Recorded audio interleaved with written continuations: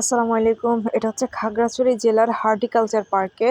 আমরা আসলে সন্ধ্যার একটু আগে পার্কে আসছিলাম, যার কারণে অনেক লেট করে ফেলছি। তো পার্কে এসে আপনাদের জন্য কিছু ভিডিও শ্যুট করে নিলাম, আমার ভিউয়ার্স সবার জন্য কিছু ভিডিও শ্যুট করে নিলাম।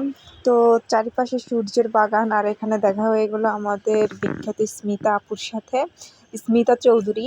ওনার সাথে তো যাই হোক তেমন একটা কথা বললাম না, ওনারা ফটোশ্যুট করতে ব্যস্ত ছিল, নতুন বিয়ে হয়েছিল।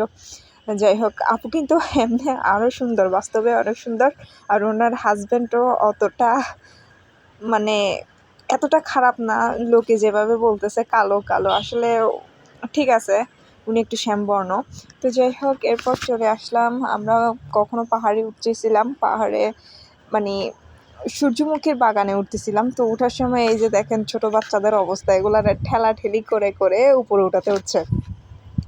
বাচ্চা টাচ্চা নিয়ে কোথায় যাওয়া মানে ঝামেলা, ওখানে সৌন্দর্যটাই নষ্ট হওয়া।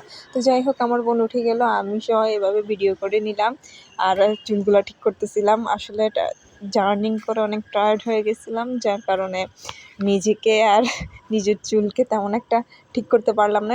তাড়াহুড়োতে রেডি হয়েছি, যার কারণে আমার এই অবস্থা।